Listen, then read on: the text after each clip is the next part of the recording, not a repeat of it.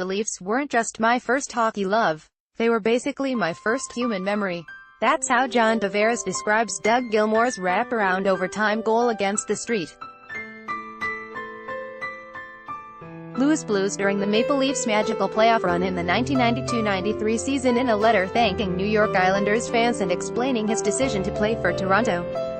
John Tavares, who signed a $77 million, 7-year contract with the Leafs on Canada Day, says he'll always have fond memories of his time with the New York Islanders. Paul Sancia.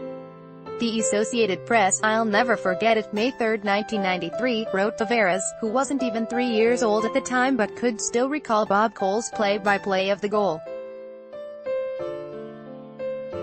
Gilmour, back of the net. Andreychuk in front with Borshevsky, and there is Gilmour, waiting. Around the net, waiting, he's open. Gilmour, solo job. And he's won it." Tavares, 27, tweeted Wednesday that the last 9 seasons for the Islanders meant more to me than words can describe. So he wrote 4,228 words in the Players Tribune trying to do just that. Article continued below. "I gave it all that I had.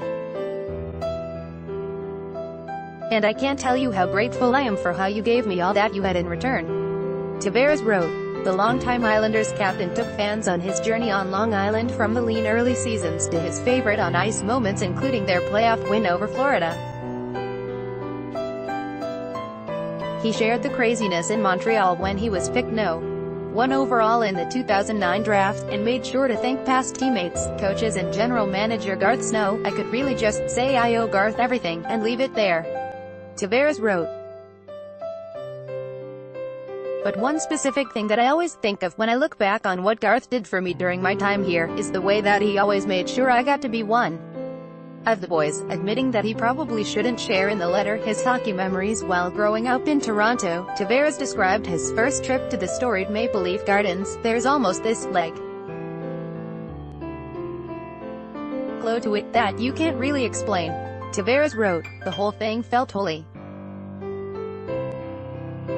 It was like going to church." Tavares wrote that he hadn't made his decision which team to sign with until after his meetings with various franchises. Not mentioned in the letter is Don Cherry's tweet in late June that he thought Tavares had already made up his mind and found the whole free agent sweepstakes demeaning. Article continued below. "I also know that I got to sit with some of this league's model franchises, and talk hockey with them, and take pitches from their leadership, all while knowing that, in the end, at this huge life crossroads of mine, I was making the most informed decision possible for me and my family." Tavares wrote.